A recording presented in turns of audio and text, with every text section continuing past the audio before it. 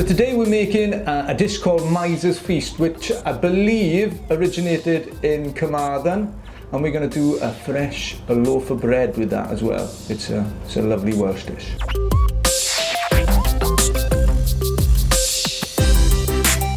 Okay, so the first thing we're going to do with this dish is we're going to get our onions. I've done some slices by here, but I'm going to help you out.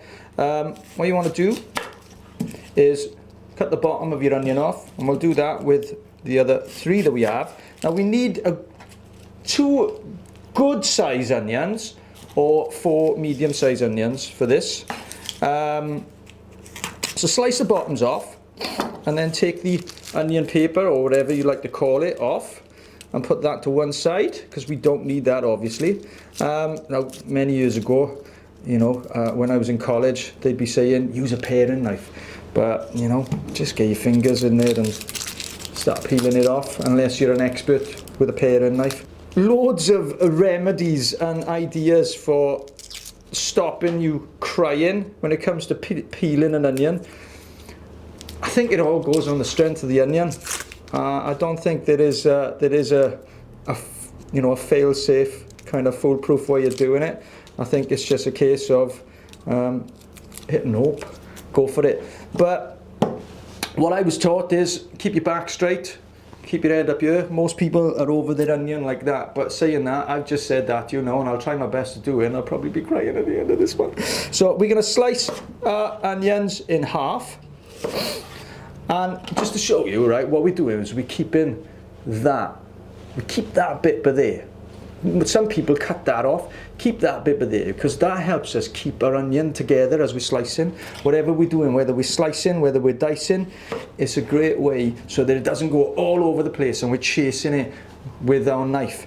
The other thing to remember as well is that a sharp knife is better for slicing. I know everybody panics when it comes to a sharp knife, but to be honest with you, the sharper the knife, the easier, because it'll just, you know, there's less force. If you've got a blunt knife, you know, you've got to watch out for those fingers. So we're just going to slice over it, down the onion.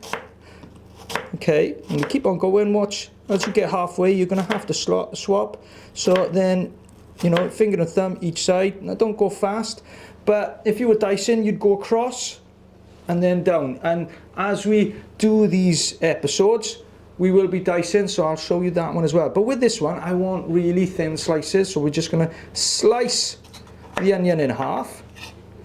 And then, where that little core is, we're going to just go at an angle and take that out.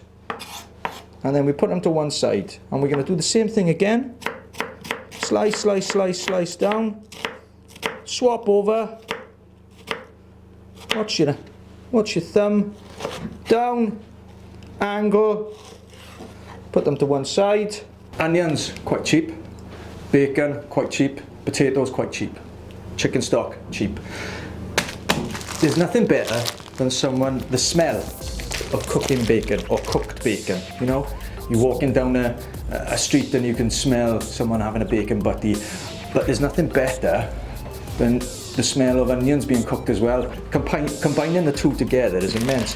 Now, I'm using cooking bacon. Now, you can use any bacon you want with this, but cooking bacon's quite cheap. I love using cooking bacon because it's got the tail ends of everything. There could be a bit of gammon in there, could be a bit of smoked bacon in there, unsmoked bacon, back bacon, streaky bacon. You never know what you're going to get in there. And because this dish is going to be going into a casserole dish, you don't need it to look really kind of pristine and finished. So cooking bacon I find is the best, and you probably pick that up, that 500 gram pack, for about £1, maybe £1.25. So it's going to carry a long way. So what we're going to do, we're going to break up our bacon. Look at this, look. All right, just to show you, nice piece of bacon by there. It's streaky. You know, there's loads of it in here. There's stacks of it in this cooking bacon. Just, you don't know what you're going to get in here. Look how thick that is. Yeah? So what we're going to do is we're going to cut these up into kind of lardons. Right? So we're going to get our knife, which we've got to wipe first. Which I got a cloth. Woo! Hygiene, guys. Yeah? So I've got my cloth, I'm going to wipe that. We got our red chopping board, raw meat, okay? And we're just going to cut through it as roughly as you can. Now don't get me wrong, you can go and buy lardons if you want, and you don't have to do this process. But, you know, there's something fun about this as well. And you get to know the produce that you're buying. And I think there's something wonderful about that, in finding out, you know, the texture, how it feels, and yeah, the whole cooking process. There's nothing better. So we're slicing through it, and then you can slice through it again. Now take your time with it. Sharp knife as well is really good, guys. Yeah, so slice through again, and they haven't got to be perfect, just small enough for our casserole dish. So there you go, guys. Bacon, cooking bacon, all diced up, ready for our next dish. Right, guys, so we're on to the cooking process now. We've pretty much done all of our prep bar for the potatoes, but we'll get back to that now. So I have got a camping stove, because we're going to do some cooking in the sheds of heaven, okay? So what we're going to do now is we're going to light up our stove. Whoosh, there it goes. We got a pan on. We're going to get our lovely cooking bacon, and we're going to get that into our pan, and we're going to start cooking that off. We got our onions waiting as well, but we don't add our onions straight away. What you want to do is get the bacon in and get it to start caramelizing. Okay, there you are, you can hear it sizzle. And the trick is with this as well, get your wooden spoon and give it a stir. But that old saying, you know, a watch pot never boils. I've seen a lot of people, they'll be there with, you know, like with mince and everything like that, moving it around, trying to get it to brown. The trick is not to move it around so much. So don't forget, hygiene, guys, wipe your hands. So get your spoon, just spread it out a bit. Now, depending on this bacon, you might get a lot of the sort of fat and things like that coming off it. Again, with that, you can tip that out into a jar, and with sausages and everything like that, keep a nice little jar of fat. You can't do that in restaurants and things like that, but you can have a nice little jar of fat that you can keep in your fridge, and then you can do like roast potatoes and things like that, and you get the natural saltiness of the fats from, you know, the sausages and the bacon and everything. So we'll be doing that over the weeks and doing those nice little things. So our bacon's cooking off by there, okay? So there you go, look, you can see it. Now it might not be as an intense heat as you'd get in your kitchen, depending on your cooker and things like that, but it's cooking off, it won't take long. Now we got our onions by there, they're waiting. They won't take long, onions don't take long, and all you want is for them to sort of have that translucent sort of look about them, so they don't take long. So what we're going to do is we're going to start slicing, and I wiped that by the way, washed it, slicing our potatoes, okay? Now you could use a mandolin, but they scare me. They really do scare me. So I like to slice it up. I like to use a knife. And you slice it as thin as you want. Obviously you can't, you know, do massive chunky pieces like that, but you want to try and get them, you know, a couple of millimeters. Now you want about 1 kilo of onions. Sorry, you want 1 kilo of potatoes. I'm thinking onions, I'm looking at them, waiting for them to go in the pan. So you want about 1 kilo, which is probably, right, you know, because nobody's going to weigh. Nobody's going to get a scales out and weigh 1 kilo of onions. It's probably about 8 decent sized potatoes. So yeah, about 8 decent sized potatoes. But what I tend to do with this dish is I cut about sort of 6. And then as you're layering it up, you can cut them as you go. Because the one thing you've got to watch when you're cutting potatoes, and you know, is that the longer you leave them out, then they'll start to discolour. So you've got to be careful with that. Now I'm gonna just, our handle's okay, but what I'm gonna do, because like even though it's a camping stove and there's decent heat, I'm gonna strain some of this off, okay? And I'm not gonna be clever. But what we want this to do is cook quite quickly, and if some of that is left in there, then it'll take quite a long process to evaporate. So you want to try and strain some of that off, and you can, like I said, you can use some of that cooking sort of liquor, cooking fat back on there. Yeah, there it is, but there, look at that. Oop. Right, so that's going to go to one side, and keep on doing that. There we are. You can see it all kind of just starting to stick on the bottom of there, because this is a cast iron pan. But yeah, give it a little shove, give it a little stir, and you could put that bacon in now because it is cooked, but you want to try and get some sort of colour on it, I think, anyway. Yeah, so give it a little stir, give it a little move around so it's not quite sticking, and then spread it out quite evenly, and let it carry on cooking. We get back to our spuds. We try and get about 6 of these done, and just, like I said, slowly go through them. Don't try and be super fast with this, but just slice through your spuds, try and get about 6 of them done, and then yeah, we're on to layering, and that's where we need our casserole pot. But yeah, you can hear, you can smell it as well, to be honest with you, but you can hear that bacon starting to sort of, you know, for want of a better word, caramelise, like, you know, get that nice little kind of nutty brown colour that you see on, you know, that charred kind of effect. That is always nice when you see that with bacon. So my wife's going, but there, yeah, look at that, it's starting to happen now. Yeah, and you can smell it as well. You can smell that kind of charredness going on with it, that kind of nice little nuttiness that's happening.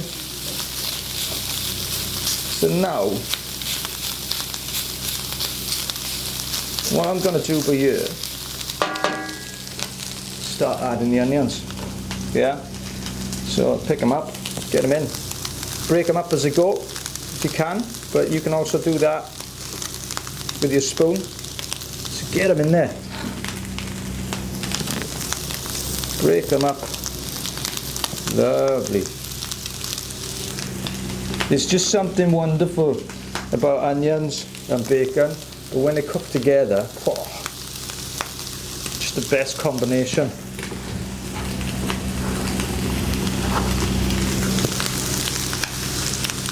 Get into the last couple of bits for you. So in there you go.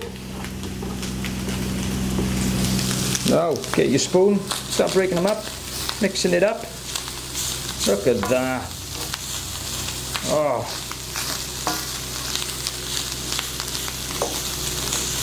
Look at that. Stir them through. And don't be afraid with this. You might see, you know, a bit of bacon, you know, some of the bacon sticking to the pan. Dig in. Get it moving around. If you need to add a little bit of oil, don't be afraid to add a little bit of oil. Hopefully though, because the bacon is quite fatty, you won't have to, but it's not saying that we couldn't add that back in, that liquor that we just had from them, to stop anything from sticking to the pan. Nothing's off the table when you're trying these things out. But yeah, so look at that. And again, once you've got it all stirred in,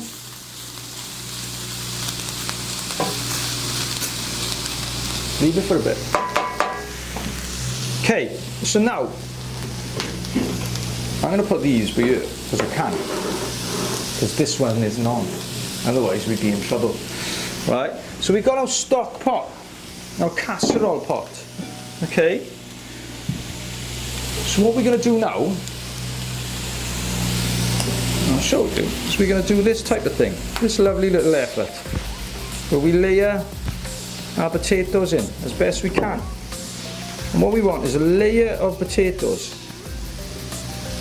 And you can be all fancy, or you could just throw them in.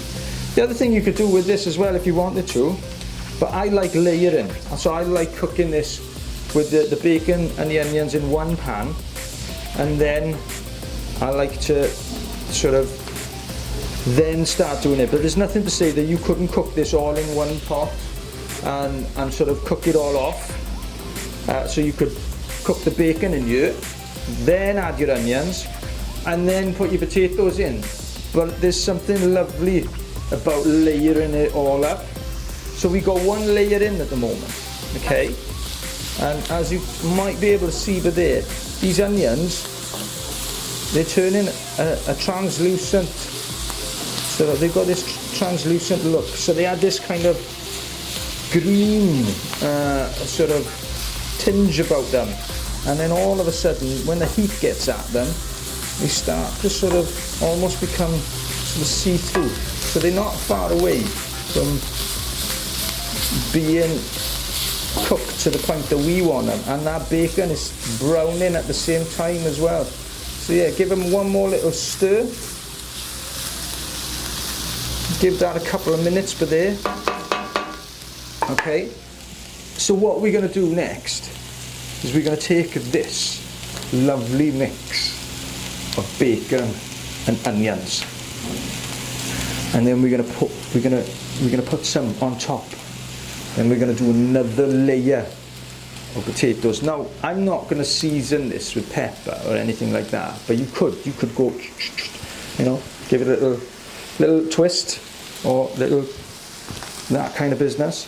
So you could season just with pepper in each layer, but I'm not going to do that, but that's another option for you, okay?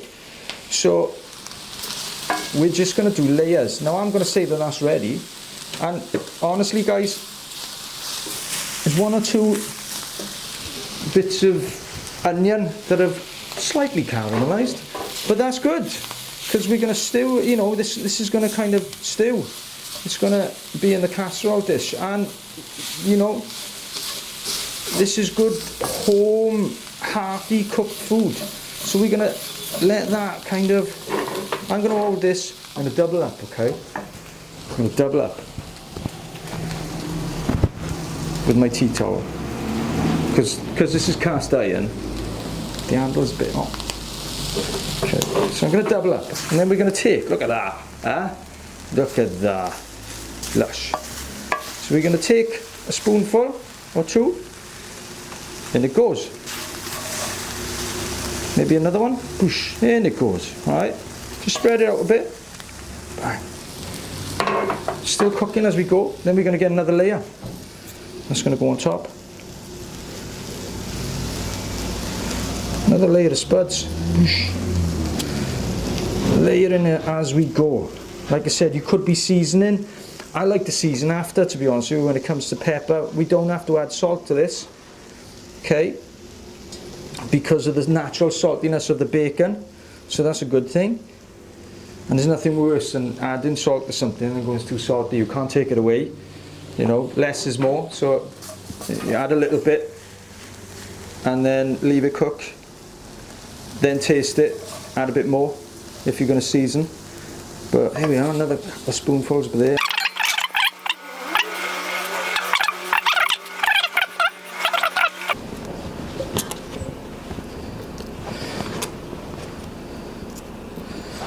In they go.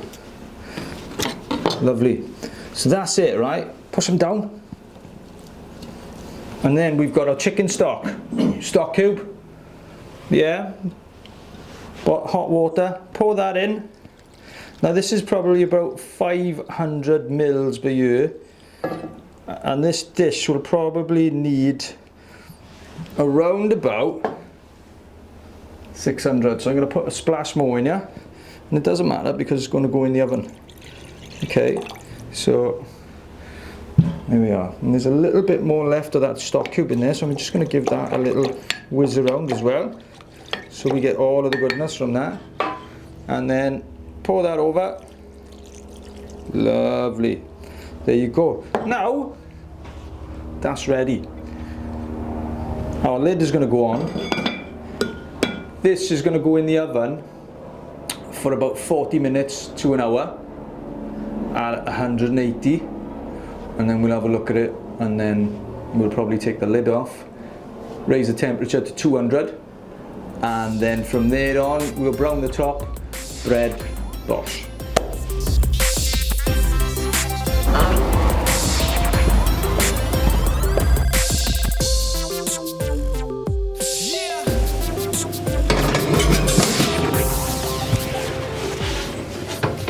So casserole dish has gone into the oven at 180 and it's probably going to be in there for around about 40 minutes. It can take up to an hour, but the oven is already at temperature and hot because nobody can wait around here. They said, Rags, how long we got to wait for that dish? I said, about 40 minutes to an hour. No. So I've had to make one. I want to use that line. Here's one I made earlier. And there it is, but there.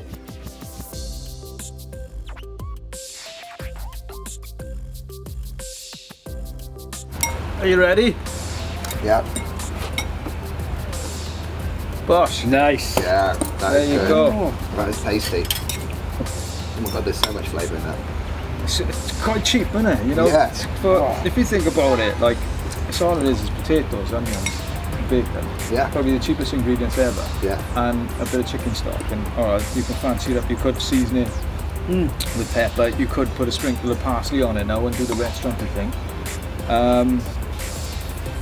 And you could add garlic to it, or you could brush garlic, toast this, add garlic to your bread.